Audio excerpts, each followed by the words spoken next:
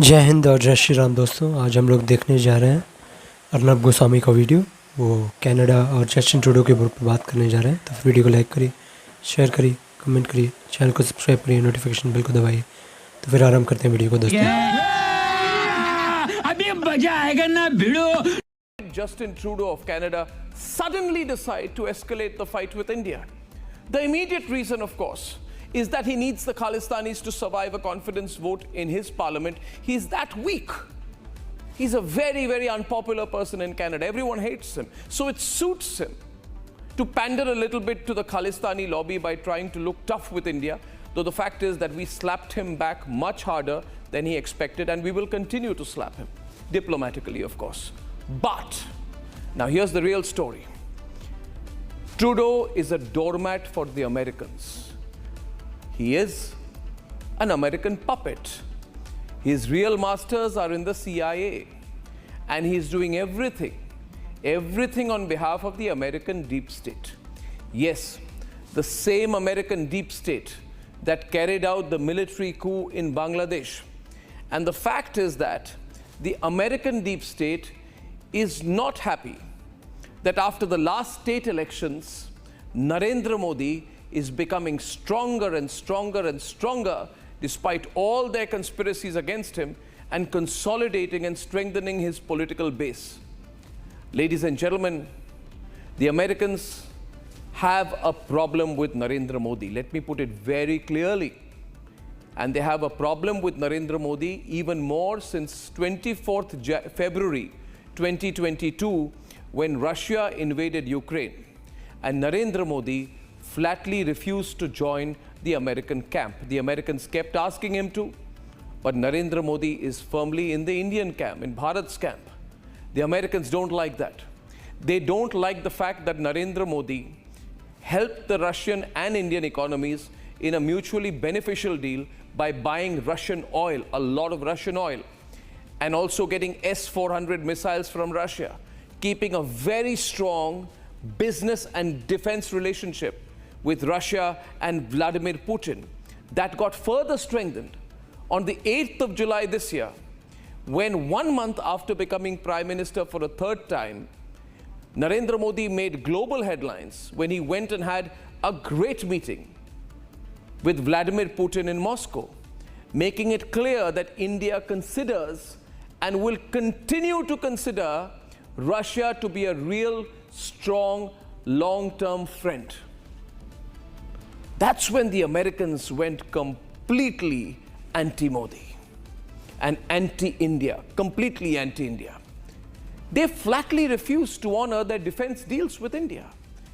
They thought it will be a way they can put pressure on India, that if they don't give us, for example, engines for our fighter jets.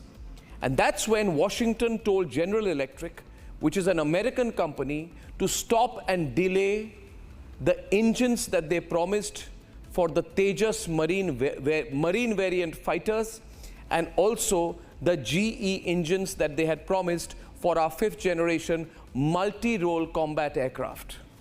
Basically, ladies and gentlemen, the Americans by now had become completely anti-Modi, and they tried to bully us. They tried to target us. But what did Narendra Modi do? He was much smarter. He sent our national security advisor, Ajit Doval, to Paris. And we sent a message to America that we are not so dependent on them. So we dumped America, and Doval, on that recent trip to Paris, closed a similar fighter engine deal with the French. This happened on September 30th. Just on September 30th. That recently, less than 2 weeks back. So Modi was outsmarting the Americans. And by then, the results of the Haryana elections came. Modi was also consolidating his base, becoming very, very strong. And all of this is the real story, ladies and gentlemen. The Americans went completely crazy. That is when the Americans initiated Plan B, which is Plan Trudeau and Plan Canada. And they told their Canadian puppet, the weak Justin Trudeau, to do what he's doing now. You see, viewers, put all the facts I have put together before you. And please understand and share this video with everyone. This is all a CIA game. Nijjar was a CIA asset. Pannoon is a CIA asset. The Americans are transactional people. They only want money, oil. They have no real political views. They'll work with everyone. Puppets, generals, and coup masters. They have no real views on Khalistan. They are simply using these pro-Khalistani elements. They're using this issue to try and get strategic leverage over the person they are targeting, which is Prime Minister Narendra Modi and our country, Bharat. But let me predict today, the Americans will fail. The Americans' deep state will fail. And watch my words tonight. The Americans, having got a control over Bangladesh, will soon try to build a very large military base in St. Martin's Island, just off the Bangladeshi coast. And the puppet they put in charge in Bangladesh will allow them to do that, which Sheikh Hasina would not have allowed them to. The Americans are also trying to create further trouble in our northeastern part of the country. They want to support people to create a breakaway Christian state of Cookie Land by breaking Manipur and targeting India's sovereignty. The only person in their way, the only person in America's way, a person who puts the interests of Bharat first and foremost, is Prime Minister Narendra Modi. So this is what it's all about. Viewers, do not look at what is happening vis-a-vis India and Canada in isolation. Please don't. Please understand the larger game. Connect the dots with what I had said earlier in a similar video a couple of months back on the role of the American intelligence agencies in creating internal turmoil in Bangladesh, when Sheikh Hasina refused to do what the Americans wanted her to do, follow the American line, give up Bangladesh's sovereignty, give up a part of their land, do deals in a way that suits them. Only this time, the Americans have bitten off more than they can chew when it comes to India. Firstly, Narendra Modi is a very popular leader. He's much stronger. And Bharat is much more formidable than Bangladesh. We will beat the American plan, but we must all stay united and be very cautious. Remember, Canada and Trudeau are on the puppet strings with Washington. It's us versus the American deep state. Please share this video so more and more Indians understand the broader picture, so that we unite at a time when our rise in the world is becoming a threat to the interests of the American deep state. मजा आया और मैं ये जो मजा है हिंदुस्तान के हर व्यक्ति को देना चाहता हूं। दोस्तों, वीडियो को लाइक करिए, शेयर करिए, कमेंट करिए, चैनल को सब्सक्राइब करिए, नोटिफिकेशन बेल को दबाइए, ताकि जब भी हमारा वीडियो आए तो सबसे पहले आप देख सकें उस वीडियो को और अपना राय व्यक्त कर सकें। तो फिर इस वीडियो में अर्नब गोस्वामी बात कर रहे हैं जस्टिन ट्रूडो के ऊपर और जो कैनेडियन पॉलिटिशियंस हैं उनके ऊपर भी बात कर रहे हैं, क्योंकि ये जो कैनेडियन पॉलिटिशियंस हैं ये एक नंबर के, आपको पता है, प्लेयर पोलेवियर हो, जगमीत सिंह तो डिक्लेयर्ड खालिस्तानी है, ये जस्टिन ट्रूडो भी एक डिक्लेयर्ड खालिस्तानी ही है। तो फिर ये ट्रूडो जो है इसने पूरी तरह माबयान एक कर ली है पूरा हमारी जो एक पॉलिसी थी, फॉरेन पॉलिसी और इंडियन कैनेडियन रिलेशनशिप जो है एक फॉरेन रिलेशन है, एक जो बहुत अच्छी तरह रिलेशन है। पता है बहुत सारा गलत चीज़ें भी हुई इस रिलेशन में, पर तब भी एक दायरा था, उस दायरा के ऊपर नहीं जा रहा था। जब से ये बंदा इसको लग रहा है ना इसका इलेक्शन बहुत ख़तरे में है और इसके ऊपर चीनी लोगों का एक हाथ बैठा हुआ है, इसके जो लोग हैं जो इसकी कंट्री में रहते हैं उनको भी लगता है यही, और इसकी जो गवर्नमेंट है वो भी एक माइनॉरिटी गवर्नमेंट है। ये पिछली बार जो जीता था उसमें इसने फुल मेजॉरिटी खुद नहीं लेके आया था और इसकी जो मेजॉरिटी लेके आती है इसकी गवर्नमेंट को जो चलाती है वो एक ही पार्टी है, वो एनडीपी पार्टी है, और एनडीपी की हेड यही है खालिस्तानी मिस्टर जगमीत सिंह। वो जगमीत सिंह कल की प्रेस कॉन्फ्रेंस में बोल रहा था कि Canadian government should ban RSS, should put sanctions on India, Indian diplomats, ऐसे ऐसे अजीबोगरीब स्टेटमेंट्स दे रहा था। कर दो, इंडिया में इनका एक इन्वेस्टमेंट है, $56 बिलियन का इन्वेस्टमेंट है, उसको इंडिया को फ्रीज़ कर देना चाहिए अगर ये अनाप शनाप चीज़ करने की कोशिश करेंगे। और ये क्यों कर रहे हैं? सबसे पहले क्योंकि इनकी देश में जो एक बहुत बड़ा जो पॉपुलेशन है, वो हमारी गलती थी एक बारे में। उधर हो भी सकता है कि बहुत सारे ऐसे लोग भी हों, सिख नहीं हो, खालिस्तानी है, पर हमारे ही देश में एक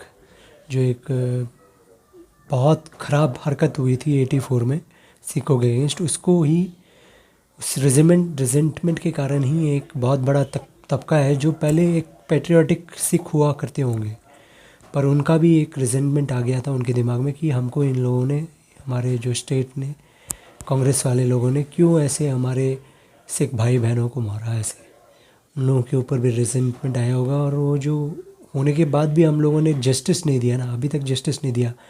वो जो टाइटलर वाइटलर हैं और जी बहुत सारे लोग हैं जो कांग्रेस के लोग हैं, उनको हमने फांसी में नहीं लगाया, उनको हमने प्रोसिक्यूट नहीं किया, उसकी भी एक कसक है उनके ऊपर, वो तो जाने दीजिए।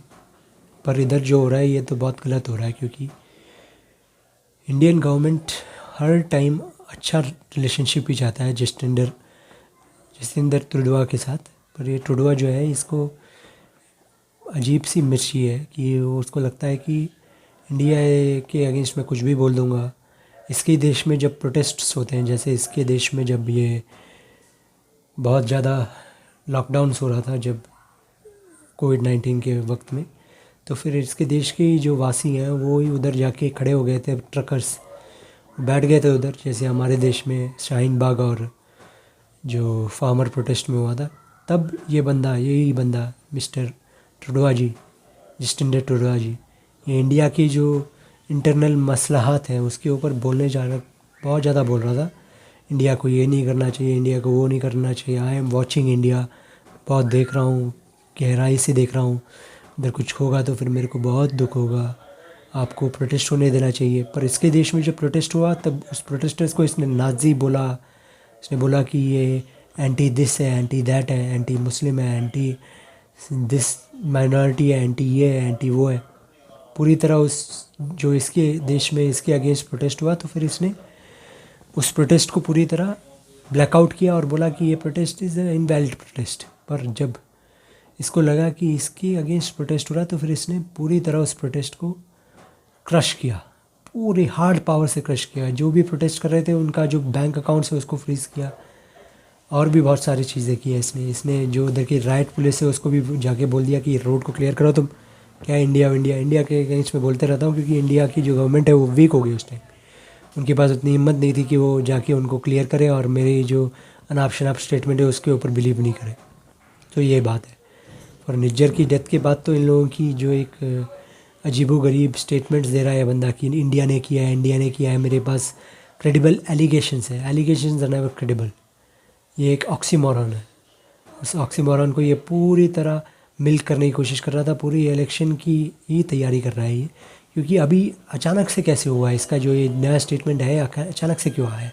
क्योंकि इसके ही देश में इसके अगेंस्ट इसको एक पार्टी को सपोर्ट करने वाले जो ये सीसीपी के हैं, जो चाइनीज़ कम्युनिस्ट पार्टी के जो एक प्रॉक्सी है, यही बंदा है उधर, कैनेडियन बंदा है। इसके कारण ही उधर की जो एक जाओमी की एक बेटी थी मेरे ख्याल से, या एक बिजनेस वुमेन थी जो इधर फंसी हुई थी कनाडा में, उसको रिहा कर दिया इस बंदे ने, और भी बहुत कुछ किया है उधर।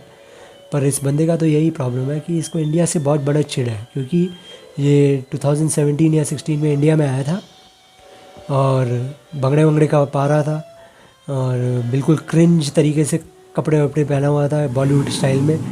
ही was trying to do this woke thing है ना, बिल्कुल ये वोक पॉलिटिक्स इंडिया में आके करने की कोशिश कर रहा था। इसके भी बहुत सारे जो चीयर लीडर्स हैं वो चीयर लीडिंग कर रहे थे, पर उनका भी एक हद तक ही कर सके वो, क्योंकि उनको भी लग रहा था कि ये तो बिल्कुल पागल आदमी है और इसको पता नहीं है इंडिया के बारे में, और इंडिया के लोगों को भी अजीब व गरीब लग रहा था। ये सर्कस में जैसे एक लाइन वाइन होता है ना, सर्कस लाइन, वैसे ही बात कर रहा था ये, बिल्कुल जोकरों की तरह। तो फिर इंडियन लोगों ने भी ज़्यादा भाव नहीं दिया इसे, तो फिर इसको प्रॉब्लम होने लगा। उस ऊपर से इंडिया की जो मीडिया थी उस टाइम इसकी बहुत मजाक उड़ा रही थी, इसकी अजीब अजीब फ़ोटो लेकर दिखा रहे थे, और नरेंद्र मोदी गवर्नमेंट ने भी इसको ज़्यादा भाव नहीं दिया। ऊपर से जो पंजाब प्रोविंस है हमारा, पंजाब स्टेट है, उस स्टेट में इसके जो चीफ मिनिस्टर थे उस टाइम अमरिंदर सिंह, उसने इसको स्नब किया, क्योंकि इसकी जो कैबिनेट में है बहुत सारे खालिस्तानी हैं, खुद खालिस्तानी है, इसके कैबिनेट में भी उस टाइम भी खालिस्तानी थे। तो फिर इंडियन गवर्नमेंट ने तो इग्नोर मारा, नरेंद्र मोदी ने भी तो इग्नोर मारा, पर जो कांग्रेस के जो एक बहुत बड़े नेता थे, अभी भी हैं, अमरिंदर सिंह, उन्होंने भी इग्नोर मारा। और उसके बाद तो पता ही आप लोगों को, ये एलिगेशन, क्रेडिबल एलिगेशन करने लगा, कोई प्रूफ नहीं दिया इंडिया को अभी तक। यूएसए में जो हुआ था उसके ऊपर तो यूएसए ने प्रूफ तो दिया, पर इस बंदे ने कोई भी प्रूफ नहीं दिया। इज़ अ निंकमपोप, इसको कोई चीज़ पता ही नहीं है। और अचानक से इलेक्शन से पहले इसको अजीब गरीब स्टेटमेंट देना है फॉरेन नेशन के ऊपर, और इधर इंडियन इलेक्शन में तो इंटरफेयर करता है बंदा, पर इसको लगता है कि उधर हम इंटरफेयर कर रहे हैं। अभी तक तो नहीं किया था, पर अभी करना चाहिए। तो फिर देखते हैं क्या होता है दोस्तों। वीडियो को लाइक करिए, शेयर करिए, कमेंट करिए, चैनल को सब्सक्राइब करिए, नोटिफिकेशन बेल को दबाइए। जय श्री राम, हर हर महादेव। एंड दोस्तों आगे क्या होगा देखते हैं। जय हिंद एंड टेक केयर।